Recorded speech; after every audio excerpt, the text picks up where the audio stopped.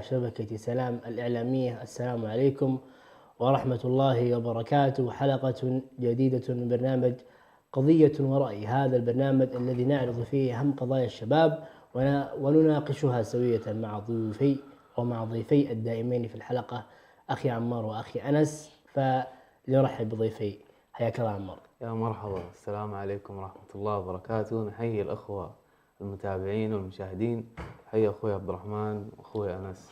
إن شاء الله اليوم تكون حلقة ممتعة للجميع بإذن الله تعالى. حياك الله يا أنس. أهلا وسهلا عبد الرحمن وعمار، ونرحب بالمشاهدين الكرام، ونسأل الله عز وجل أن يجعلها حلقة مباركة نفيد ونستفيد منكم إن شاء الله. حياكم الله. قلق الشباب حين يتحول التفكير إلى عبء هو عنوان حلقتنا لهذه الحلقة.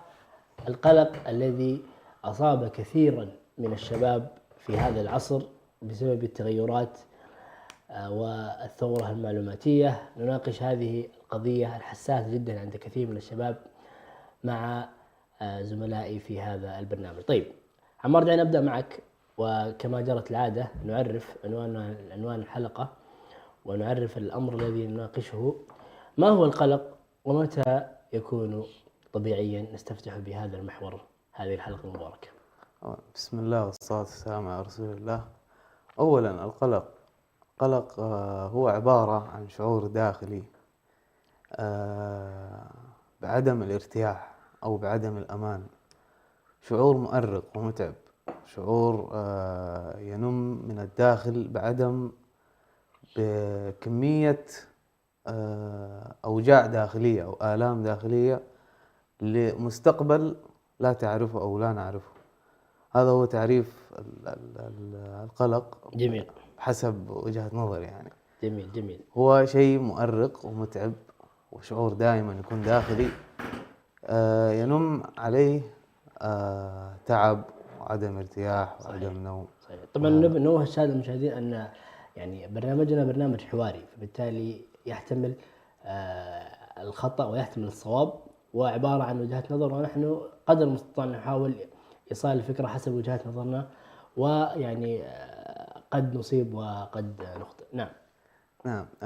عندما سألتني متى يكون طبيعي، القلق يكون طبيعي لما يكون شيء أو حاجة أنت تبيها أو فاهم عارف إيش هو، أو إنه ينبهك على شيء أنت غافله.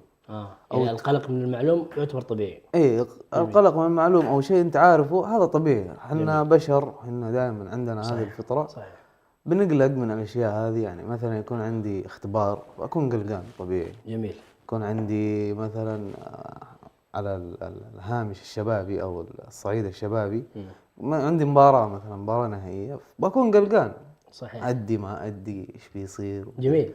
هذا قلق طبيعي، ما في شيء، بالعكس أشوف إنه نورمال وجدا مفيد. في بعض الأشياء ما تكون قلقان فيها تعرف تتحكم، تعرف تتصرف، تعرف تكون متنبه، أو تكون عقلك يكون شغال على طول معك. أما أنك تطنش وما تطنش فهذا شيء ثاني. جميل. الله أعلم. جميل. طيب أخي أنس، حياك الله يا أنس. يا مرحبا. الله يبارك فيك. طيب خلينا ننتقل إلى المحور الآخر، ألا وهو أبرز أسباب القلق عند الشباب اليوم، ويعني أترك المايك لك. طيب أولا حياكم الله وحيا الله مشاهدينا الكرام. خليني أبسط لك الموضوع وأخذ الموضوع على فئة الشباب. جميل. أغلب ضغوطات الشباب غالبا تكون من عدة أمور، أنا أحاول أن ألخصها، وكما ذكرت بأن الموضوع أصلا يعني هي اجتهادات شخصية. دائما نسأل الله عز وجل أن يوفقنا للرأي السديد، ولكن من وجهة نظري بأنه أغلب القلق يكون ناتج من عدة أمور خاصة في فئة الشباب. الضغط الأول يكون غالبا من الضغط الدراسي. يكون أحيانا ترى الضغوطات الدراسية يوم طبعا أنت تعرف الواحد يتخرج من الثانوية ثم يدخل في مرحلة الجامعية، فيبدأ هذا ضغط الدراسة يؤثر عليه. فأحيانا إذا هو لم يستطيع أنه يسيطر مثلا على ضغط الدراسة قد يدخل في دوامة القلق، لأنه خليني هنا أتذكر كلام جميل ولا خليني اقولها في الاخير مو مشكله. ايضا الخوف من المستقبل، عندك الدراسه والخوف من المستقبل، وايضا عدم وضوحها والمقارنات المستمره. انا يعني احاول اني يعني الخص هذه الامور. جميل. اولا ضغوطات الدراسه، اثنين المستقبل وعدم وضوحه، ثلاثه المقارنات. قاتل جدا، المقارنه دائما قاتله. ولكن هذه الامور الثلاثه غالبا هي اللي تكون في مرحله الشباب. ضغط الدراسه، الانسان خلاص يبغى ينجز، يبغى يخلص، فمدري ايش، فيبدا القلق يدخل عليه. ثم الخوف من المستقبل، وهذا امر يعني اعتقد ان الجميع يمر فيه، ولا اخصص في هذه الفئه خاصه فئه الشباب. فالجميع يعني الجميع يقلق من موضوع المستقبل، خايف ايش بيصير. طيب على سبيل الاستقرار، انا سنتين ثلاثه وين اكون؟ هل البلد هذه مناسبه غير مناسبه؟ طب اذا تزوجت، الابناء، طيب الايجار، طيب الاكل، طيب السياره، طيب خايف من اللي قدام. الامر الثالث والاهم هو المقارنات. ترى المقارنه قاتله وتولد قلق.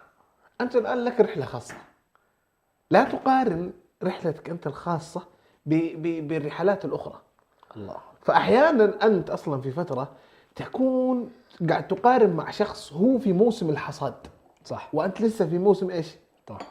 بدايه قاعد تزرع. صح. ولكن الموسم اللي قدامك الان اللي قاعد تشوفه اعلى منك هو الان في موسم انه قاعد يحصد الذي ايش؟ الذي زرعه. ولكن انت لسه في موسم ايش؟ الحصاد. الزراعه. نعم. فلذلك المقارنات مختلفه، قاتله، متعبه. انا اتذكر مقوله هنا على المقاطع يقول لك لا تقارن بدايتك بنهايات الاخرين. نعم نعم. ولكن من يستوعب هذا الكلام؟ يعني هو يعتقد انه يعني هذا ايضا اللي حصد. هل تعتقد يعني انه قد يوافق، يعني قد يكون توفيق الله عز وجل دخل معه واخذها كذا يعني بارده مبرده، ولكن قد يكون ايضا بانه شق طريقه وتعب كما انت تعبت ثم هو وصل.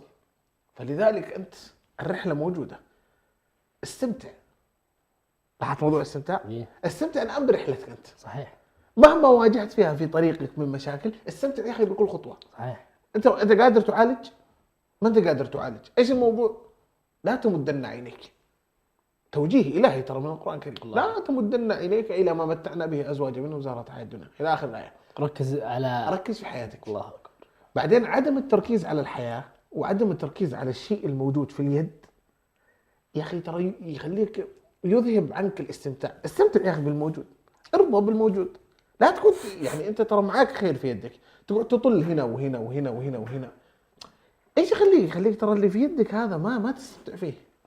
والمقارنه والله جدا قاتله، وانا علقت على هذا الموضوع لانه يعني جدا مهم. الله يعافينا واياكم. نعم. انا اتذكر هنا مقوله ايضا صراحه الحديث يشجون، فبالتالي انا راح ادخل معاكم في النقاش. اتذكر احد المشايخ سالوه مقطع منتشر في السوشيال ميديا، قالوا له عرف لنا السعاده. فالسعاده كلمه عرفها الكثير بشتى اللغات، لكن لخصها في امر عجيب. انا اول مره انظر الى السعاده بهذا المنظور. يقول لك من انشغل بالموجود عن المفقود سعد. اتكلم بالمفاهيم الدنيويه. ومن انشغل بالمفقود عن الموجود تعس.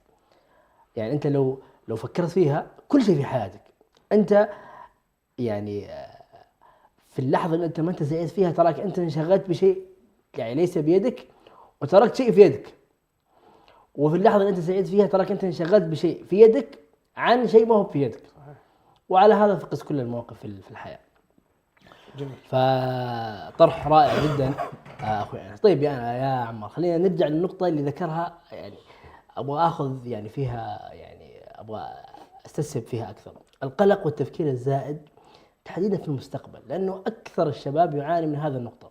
احنا تكلمنا بشكل مطول عن المقارنات، ولكن انا اريد ان الحديث عن المستقبل، لانه الان يعني زي ما تقول الشاب اللي ضامن مستقبله يعني تقريبا يعني ما في حياته قلق. ايه ما بيخاف. صحيح. ولا بيصير له شيء. حلو. عندنا التفكير الزائد في المستقبل. والله شوف هذا شيء زي ما قال أنس منتشر عند الكل. أنا بتكلم بصفة شخصية، أنا إنسان صراحة عندي تفكير زايد، ما بتكلم صراحة. بس إنه دائما أحاول أسدد وأقارب. بينما انه ايش هذا الشيء دائما اذا ما قدرت عليه او ما تقدر تاخذه خلاص تماشى معاه. خلي زي ما قلت انت اللي في يدك، عيش مع اللي في يدك وانبسط في الحياة ذي، مشي اللي معاك. التفكير الزايد دائما اول شيء مهلك لروحك، مهلك لجسدك، مهلك لحياتك، مهلك اللي حوالينك. كلنا اكيد عدينا بهذه الفترة، توصل لمرحلة تتعسر فيها امورك، تتصعب فيها شيء، فانت تصير تفكر انا الان ايش راح اسوي، ايش راح يكون عندي قدام، خطوة الجاية دراستي ايش بيصير فيها، وانت ما دخلت في الدوامة هذه لسه، فاهم؟ باقي لسه اشياء بتيجي بعدين. انت قاعد تفكر الان مثلا بديت سنة اولى جامعة، قاعد تفكر في سنة رابعة او التخرج مثلا، انت قلت لبلد جديد لسه ما رحت او ما اتخذت الخطوة الاولى، قاعد تفكر انت ايش بيصير في البلد القادم، او ايش بيصير معاك، ولا ايش بتسوي هناك. فالتفكير الزايد هذا اصلا بيخليك قاعد مكانك، صح. ما بتتقدم اي خطوة، صدقت. وما بيخليك تسوي اي شيء غير انك تهلك روحك وتهلك نفسك وتضيع اللي حوالينك وتضيع كل شيء معك. بس كيف يا اخي صعب. يعني اذا انا ما فكرت في المستقبل افكر في ايش مثلا؟ فكر، هذا شيء حلو انك تفكر في المستقبل، لكن انت تفكر بحدود الاشياء اللي عندك، بحدود المنطق، بحدود الاشياء اللي تسوي بقد اللي تقدر عليه، لكن ما بتدمر كل شيء عشان انت شيء ما وصلت له او شيء لسه ما صار. يعني في ناس الان خلاص يقول لك انا ما اقدر وما مستقبلي كيف وما اعرف ايش اسوي فيه، وانت اصلا لسه ما دخلت في هذا ما دخلت في هذا الشيء اللي انت بتروح له، باقي ما تحركت ولا خطوة. فهذا اصلا انت كيف اقولها لك يعني صعب يا أخي. انت قاعد تفكر في شيء مجهول، والتفكير في الشيء المجهول ضياع اصلا. صح. انت كذا بتضيع، بتتوه على شيء ما وصل. وثانيا الاقدار كلها بيد الله، كل الاقدار بيد الله. توكل على الله وامشي في الرحلة واستمتع فيها، على قولة انس استمتع في كل رحلتك.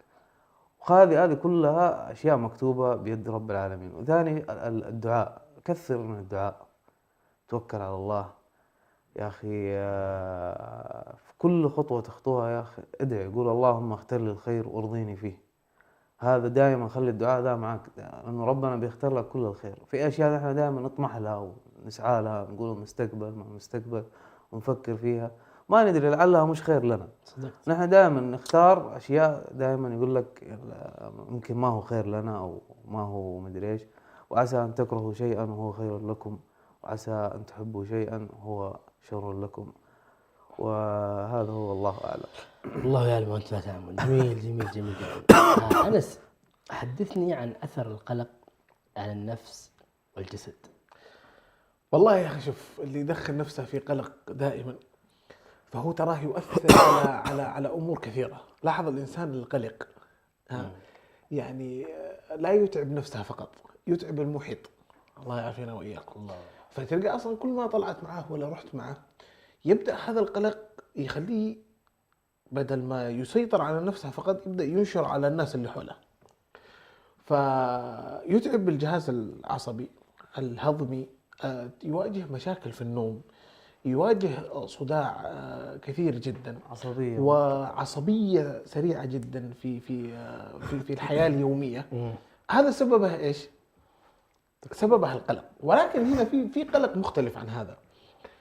يقول لك أحيانا أنت يوم مثلا تريد الشيء، ترغب في شيء، تحاول أنك أنت تنشغل فيه. فيقول لك هنا في حكمة جدا جميلة، يقول لك شدة الرغبة تولد القلق. كيف؟ يقول لك هذا عمر بن الخطاب رضي الله عنه كان يسأل من؟ كان يسأل مين؟ كان يسأل حذيفة، يقول له أعدني النبي صلى الله عليه وسلم من المنافقين. شوف عمر بن الخطاب يسأل حذيفة يقول أعدني النبي صلى الله عليه وسلم من المنافقين، وهو من المبشرين في الجنة. هذا عمر من المبشرين في الجنة، ولكن يروح يسأل حذيفة، لأن حذيفة النبي صلى الله عليه وسلم أعطاه الحديث اللي عد فيه المنافقين، فسأله قال له يا حذيفة أنا من المنافقين؟ والنبي صلى الله عليه وسلم قبل هذا بشر عمر بن الخطاب بالجنة، ولكن شدة رغبة عمر بن الخطاب في الدخول الجنة ولدته القلق. نعم. ولدت القلق، فصار يسأل هل أنا من المنافقين؟ أنا من المنافقين. هو أصلا من الناس اللي يعني إيش يعني بشرهم النبي صلى الله عليه وسلم بالدخول الجنة، كانوا من العشرة المبشرين بالجنة. فأحيانا لا تخلط أنك أنت محتاج إلى شيء وتسعى إليه وشدة الرغبة فيه تراها قاعد تولد لك القلق. ليش؟ لأنك أنت مهووس. ولكن تعال لاحظ الهوس اللي احنا فيه الآن وبين هوس الصحابة والأنبياء رضي الله عنهم. يوم يكون هوس الكبير جدا عند عمر بن الخطاب رضي الله عنه بأنه هل أعدني الله عز وجل من المنافقين، وهو أصلا مبشر بالجنة. تعال لاحظ هذا الأمر على الوقت الحالي. تعال امسك الناس القلقة هنا. أنت إيش موضوع قلقك؟ أنت قاعد تفكر بإيش؟ قاعد تفكر لي بالسنة الجاية إيش بيصير؟ هل أنا بسوي كذا؟ هل أنا كذا؟ آمال كلها دنيوية. يعني المقارنة بين هذا الشيء والمقارنة بين يعني القلق، خليني أقول لك مثلا اللي كانوا يعيشونها الأنبياء والصالحين، والله حاجة يعني صراحة يعني الواحد يأسى أو يعني حاجة صراحة ما تقارن نهائيا. فلذلك القلق أنت قاعد تتعب نفسك على شيء فاضي. حاول أن أنت تفهم الموضوع وتشعر إذا ما وجد حل في هذا الموضوع أنا ما أحتاج أن أنا أقلق. أنت موكل أمرك لله عز وجل فوق كل شيء. فاهدأ، واصل المسيرة واستمتع، وانتهينا على كده. صح. نعم. جميل جدا. طيب احنا تحدثنا عن الأثر النفسي، هل ممكن يكون في أثر جسدي؟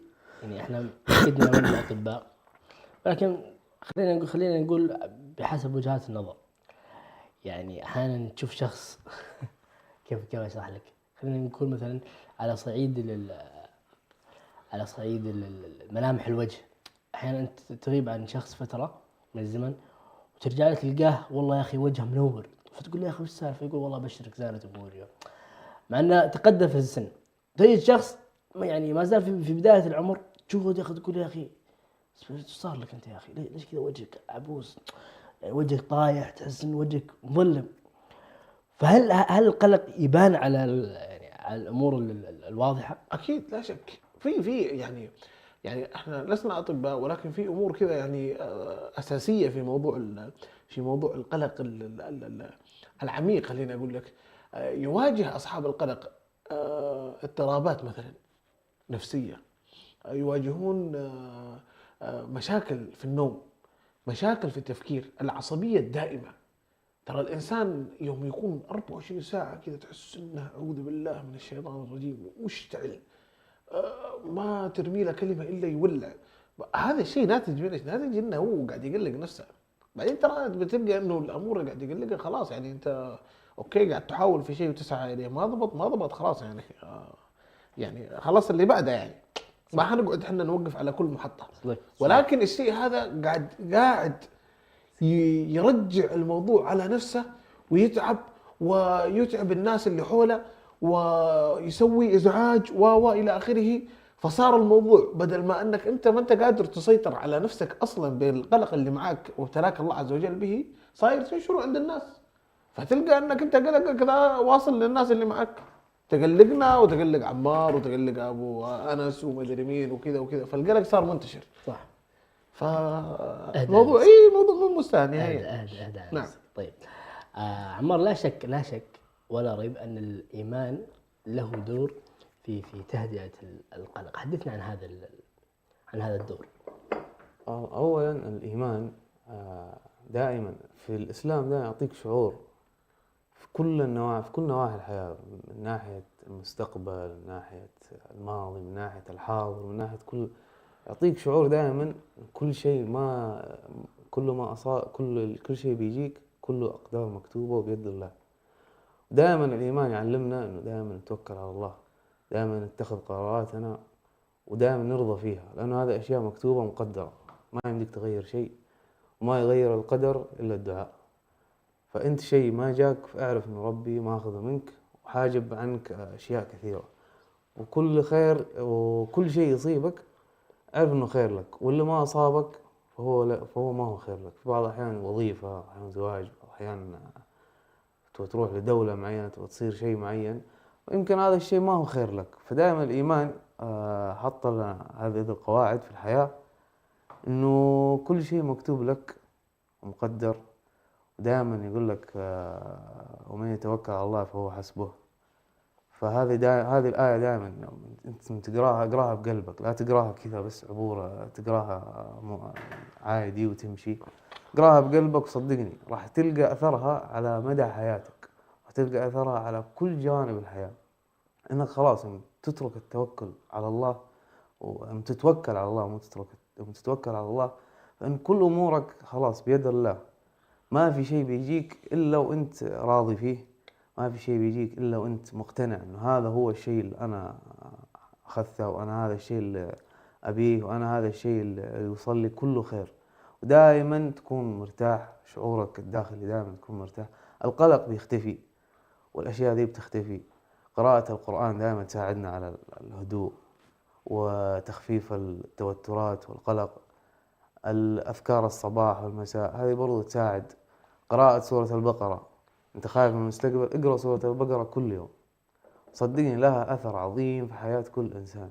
سورة البقرة تكفيك عن كل شيء، إذا آخر آيتين من سورة البقرة تكفيك عن كل المشاكل وكل شيء، فما بالك وأنت تقرأ سورة البقرة يوميا. فهذه دائما حلول في ديننا الإسلامي موجودة بشكل كبير، مؤثرة على حياتنا وحياة كل من حولنا. والله يجزاكم خير. جميل جدا. طيب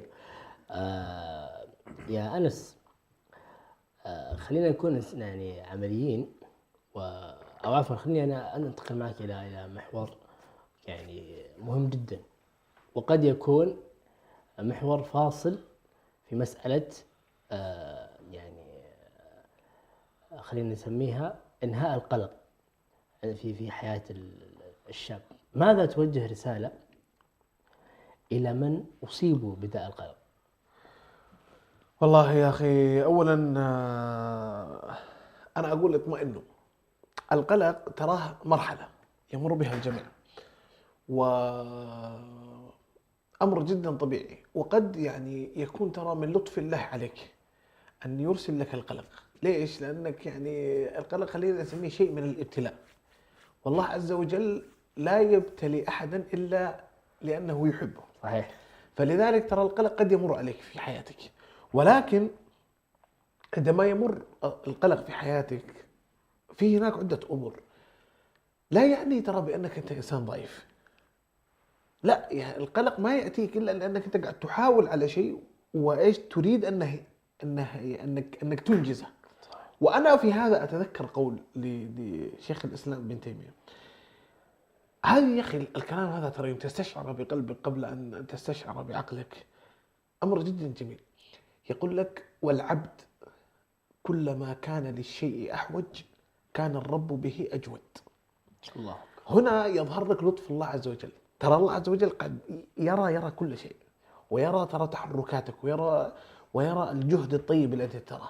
فأنت كلما كنت إلى شيء ما أحوج ترى الله عز وجل أجود. ليش يقول لك الكلام هذا شيخ الإسلام؟ ليعلمك أن الله عز وجل ترى أكرم من الجميع، وأن الله عز وجل لو أعطى كل إنسان مسألته ما نقص ذلك من ملك الله شيء. ويعلمك أيضا بأنه ترى الله كريم. يعني أنت يعني ولله المثل الأعلى، لاحظ لو رحت عند إنسان كريم في حياتك وطلبت منه طلب وقلت له: يا أخي أنا كذا وكذا الموضوع وأبغى أسوي كذا، وهو قاعد يشوفك بأنك أنت قاعد تسعى وتحاول لك سنين مثلا في هذا الموضوع، فهذا طبعا من لطفه وأدبه وذوقه وكذا بيقول لك: أنا بعاونك وبعطيك وبسوي. فما بالك برب هؤلاء كلهم، برب القلوب، ورب يعني الله عز وجل أحن من أمهاتكم، وأحن من أمهاتنا جميعا. فحاشاه أن يرى عبده محتاج إلى شيء ولا يعطيه. الله عز وجل من أسمائه الكريم، من أسماء الكريم. فإنه يوم يشوف الإنسان محتاج إلى شيء ويسعى إليه ويكثر الدعاء ويفعل ويكون صادق النية وإلى آخره، والله حاشا أنا أعطيك من عندي هذه ضمانة بأن الله عز وجل يراك تفعل كل هذه الأشياء، ثم يرى هذا القلق موجود. فأنا أقول لك بأن العبد كلما كان إلى الشيء أحوج كان الرب عز وجل به أجود. ثم هناك نقطة جدا مهمة. أنا أرجو بأن يكون هذا القلق لشيء يفيدك، أرجو بأن يكون هذا القلق لشيء يفيد أمتك، لشيء يفيد أهلك، لشيء يفيد زوجاتك وأبنائك. أن لا يكون هذا القلق على شيء محرم، أن لا يكون هذا القلق على شيء لا يستحق من الأساس. فأنت ما ممكن أنك أنت أصلا يعني تريد أن الله عز وجل يوفقك، وتستدل بقول ابن القيم بأن الله عز وجل كلما شافني شيء أحوج كان الرب به أجود. نعم، ولكن ما ممكن الإنسان يكون مثلا قلقه والله انه انا ابغى احضر حفله موسيقيه مثلا غدا، ولا ابغى احاول اني اتاجر بشيء محرم، ولا اني احاول اني اسرق بنك، فانا قلق من هذا الامر، فتتوقع بان لطف الله عز وجل سيكون حليفك، وان الله عز وجل سيكون معك في هذه الامور. لا، ولكن انت يكون هدفك مثلا انك تتوفق دراسيا وانت تسعى، تنتقل من بلد الى بلد من اجل تحسين حياتك، من اجل انك مثلا تدور على شغل اخر وتطور مالي وراتب اعلى، من اجل انك تفيد الاسره اللي وراك وتؤكلهم وتشربهم والى اخره. هذه المعارك الموجوده حاليا الصادقه هي اللي يقصدها شيخ الاسلام، بانك انت ترى دام انك انت محتاج الى هذا الشيء فالله عز وجل معك. والله عز وجل يعلم السر واخفى. وهذه ترى من الاشياء المريحه جدا، بانك ترى يا اخي كل شيء تفعله الله عز وجل ترى يراه الان، يعلم ماذا يدور في نيتك الان وماذا تريد ان يكون، وهذا الشيء ترى مريح. فلذلك انا دائما اعيد واكرر بانه هذه المضغه الصغيره اذا كانت صالحه فان الله سيصلح كل شيء. هذه بس. الحديث النبوي تراه دقيق جدا، ويعني سبحان الله كيف تم وصف القلب بأنه إذا صلح صلح الجسد كله. دائما هذا الموضوع يعود ترى للنية وصفائها. ولاحظ أن دائما أصحاب هؤلاء النية الطيبة الصافية الطاهرة تراهم موفقين. نعم. والله تعالى أعلى وأحكم، وصلى الله وسلم على نبينا محمد. اللهم صل على محمد. شكرا جزيلا عمار وأنس على هذا الطرح الأكثر من رائع، والشكر موصول لكم أعزائي المشاهدين على حسن المتابعة والإنصات. نستودعكم الله إلى حلقة قادمة في الأسبوع القادم، ونختم بقول النبي صلى الله عليه وسلم عندما سأله أحد الصحابة فيما معنى حديث أرأيت إن نزلت في منزل فتركت ناقتي أعقلها أم أتوكل؟ فقال النبي صلى الله عليه وسلم أعقلها وتوكل، ليجسد معنى واضح للتوكل على الله مع فعل الأسباب، ويعني يكون منهاجا في حياة كل شاب ابتلي بالقلق. نقول له كما قال النبي صلى الله عليه وسلم اعقلها وتوكل. نراكم بالله في الأسبوع القادم. السلام عليكم ورحمة الله وبركاته. المجد صرح وللإبداع رواد، وفي الشباب يكون الخير وقاد. للمجد صرح وللإبداع رواد، وفي الشباب يكون الخير